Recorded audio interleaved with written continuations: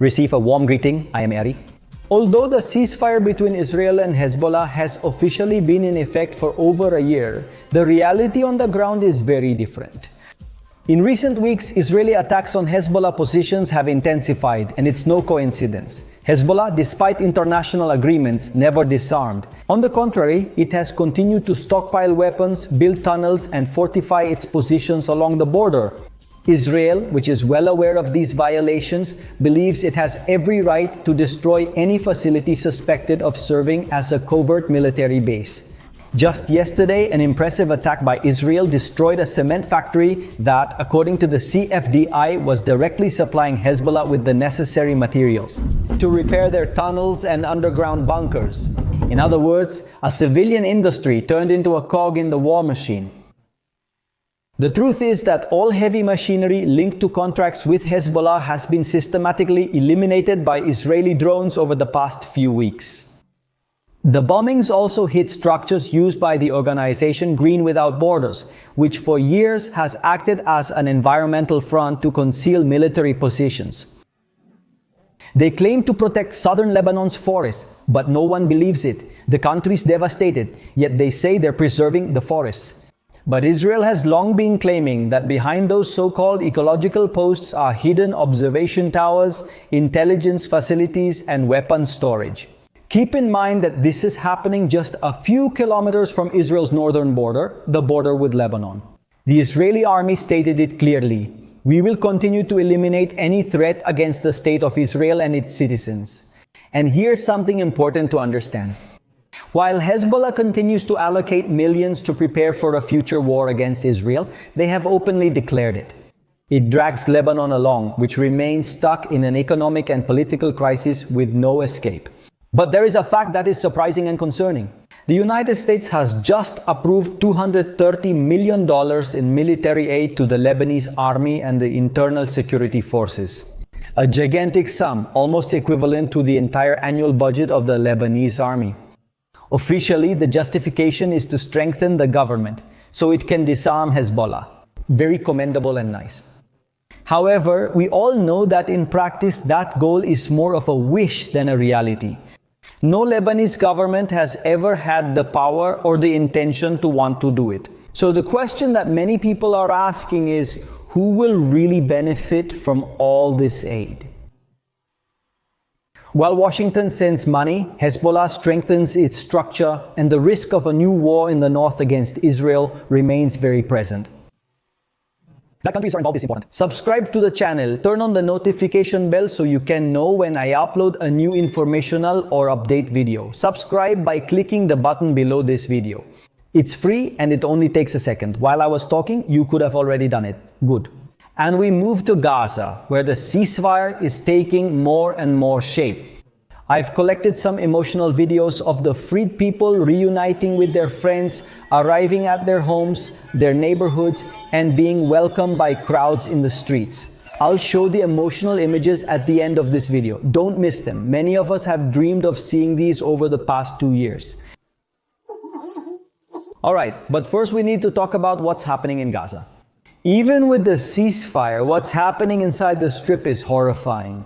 Every day, reports of public executions carried out by Hamas against its own citizens multiply. In the last 72 hours, hundreds of Gazans are believed to have been killed, accused either of collaborating in some way with Israel or simply of opposing the control of the terrorist group Hamas, which is already beginning to spread throughout the Gaza Strip. The local population, desperate, is asking the world to intervene and stop these atrocities. But the world, as usual, looks the other way. The major international networks barely mention this in the news.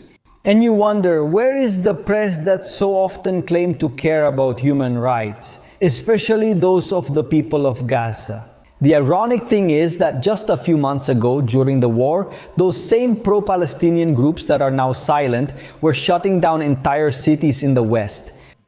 They marched under the narrative of a famine forced by Israel, spreading manipulated images and headlines. I shared many of those with you on this channel, and you can go back and check the videos because they're still there.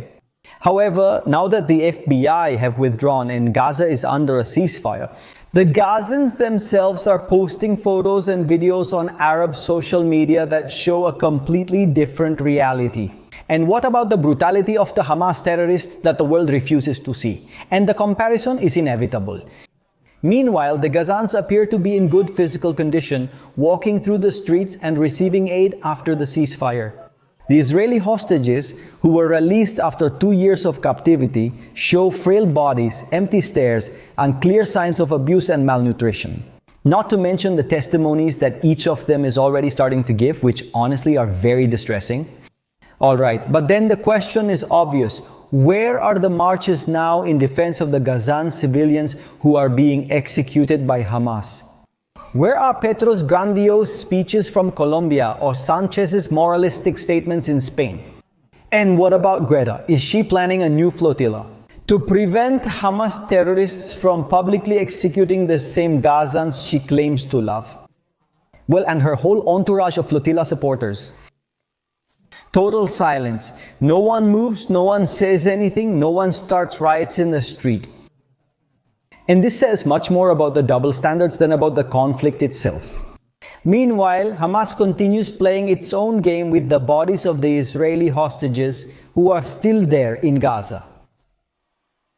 Hamas claims that the release of the hostages could be delayed because some were buried in tunnels that Israel destroyed at the time. According to them, others might be under the rubble of collapsed buildings.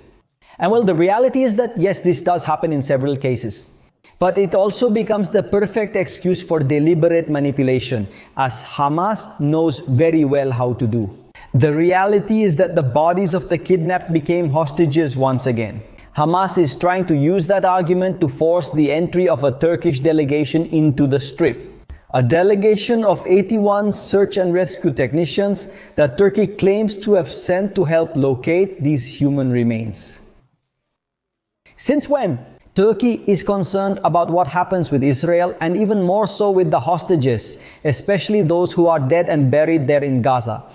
As expected then, Israel prevented these people from entering, and rightly so, because behind this apparent humanitarian mission, there's a political move, allowing those teams to operate on the ground while stopping the possibility that Israel could at some point resume the offensive, in case they never break the part of the deal that's about to be made.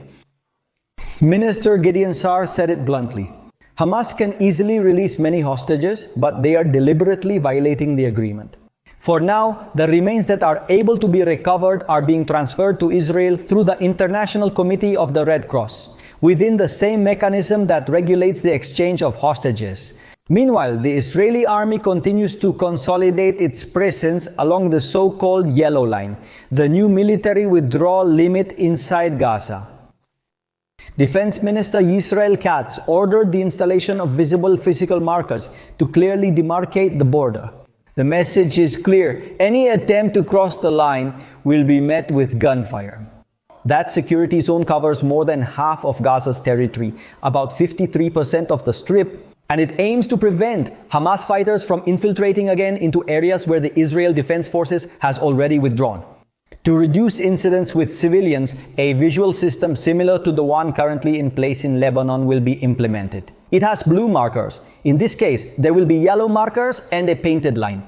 That accurately marks how far you can go without putting your life at risk. The measure shows one thing clearly: Israel doesn't trust Hamas. And with good reason, because every time a new window for peace opens, they use it to reorganize and attack again. The question once again is whether this ceasefire can hold in an environment where distrust, hatred, and manipulation continue to mark every step. And now that the hostages have been released, Israel begins a new Jewish year and a new cycle of Torah reading with renewed hope. After so much pain, the country is slowly beginning to breathe again, to look forward. Obviously, without forgetting those who are still there. In Gaza, those who fell. The State of Israel has announced a broad economic and social support program for the released hostages. Each one will receive an economic subsidy equivalent to about $15,000 upon returning home, in addition to a lifelong monthly payment of around $2,250. A housing purchase subsidy of up to $63,000 will also be granted, or $75,000 in the case of recognized disability. In addition, there will be assistance for the purchase of a new car every 3.5 years, depending on the level of disability, and full funding for medical and psychological treatments for the recovery of each of them. So it's clear that Israel has a commitment to all of them, not just that they weren't forgotten, but that it cares about what will become of them. From now on, understanding that above all, psychological recovery will take them quite some time. Alright, and now I want to leave you with a compilation of the images that have moved the entire country here in Israel. The released hostages reuniting with their friends, returning to their neighborhoods, to their homes, and being welcomed with tears, flowers, and applause by crowds who waited for their return for 2 years. For all those who held on with faith that one day they would return. All of us who spent these 2 years raising our prayers to the one who has the power to free the captives. Despite everything, Israel always finds strength to rise again in Hashem, in God. And that may be the greatest victory of all. I'll leave you with these beautiful images. Don't leave without giving a like and share this video. See you.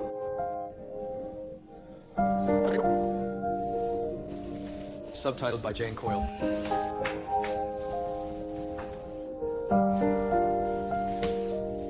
Subtitled by Jane Coyle. Subtitled Jane Coyle.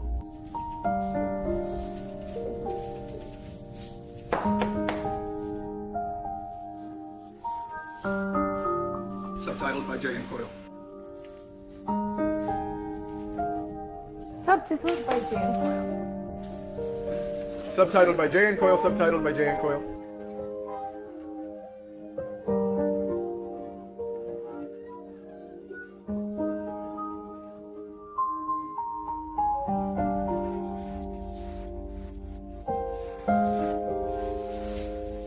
Subtitled by J.N. Coyle, subtitled by J.N. Coyle, subtitled by J.N. Coyle.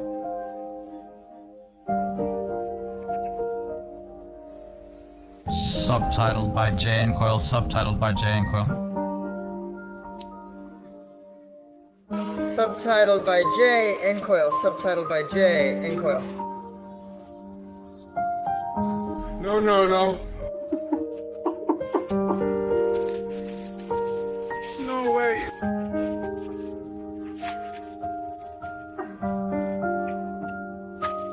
I don't think so.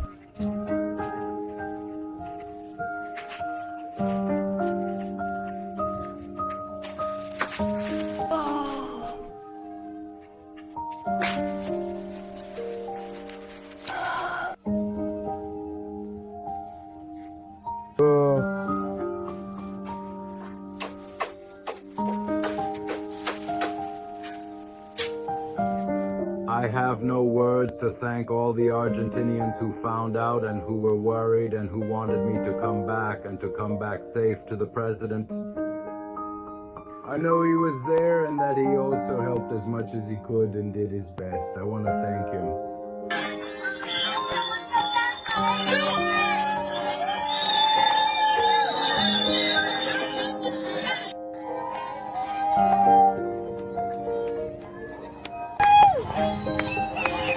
In the millennium, lots of lion, double tail for me. Thank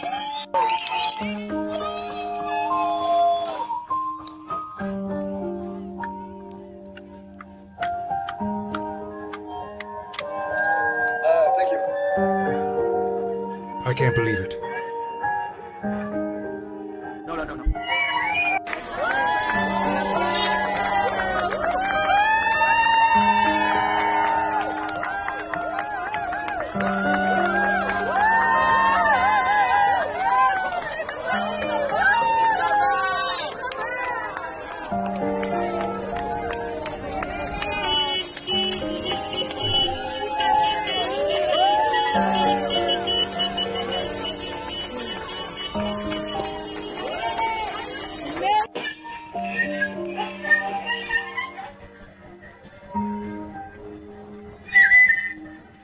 Thank you.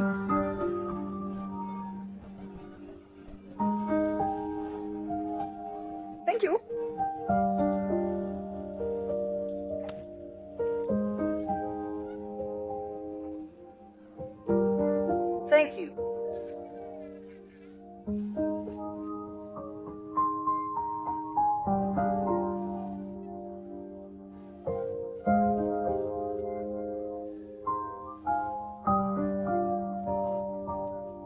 Thank you. Thank you, thank you. Thank you.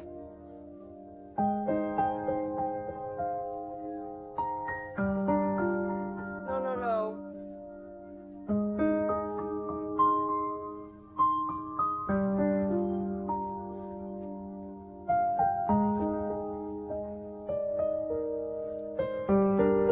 Thank you. Thank you. Thank you.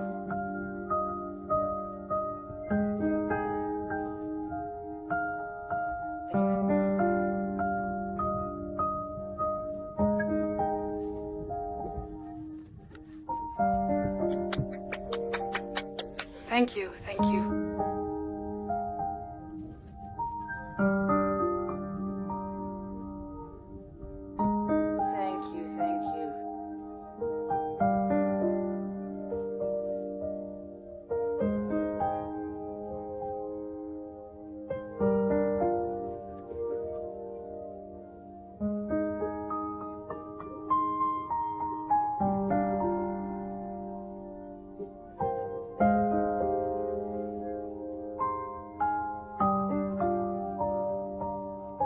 Thank you.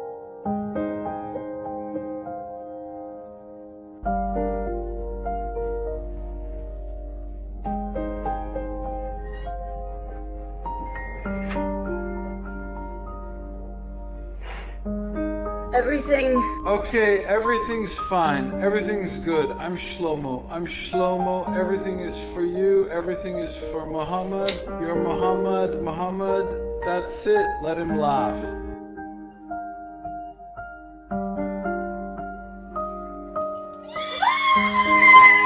Subscribe.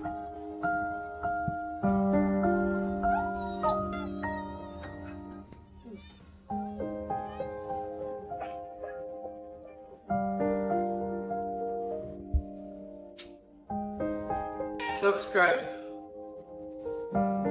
Subscribe.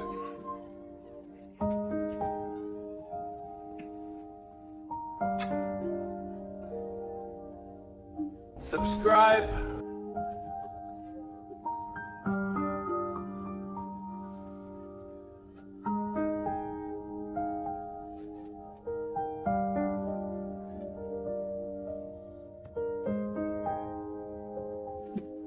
Subscribe.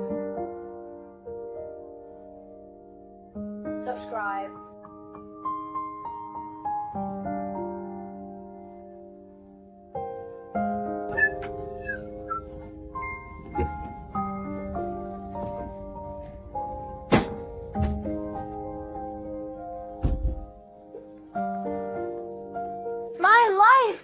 My life, you're a champion, a hero, sweetheart. I adore you, I adore you, I adore you. So many of your loved ones are waiting to see you, and Ilana, my life, and Noni, everyone. The world, my life. They returned him after 4 days. You don't understand, Todendi. He's my whole life. Oh my God, the world is yours. This is my life. I want to live. The world is yours. Yours.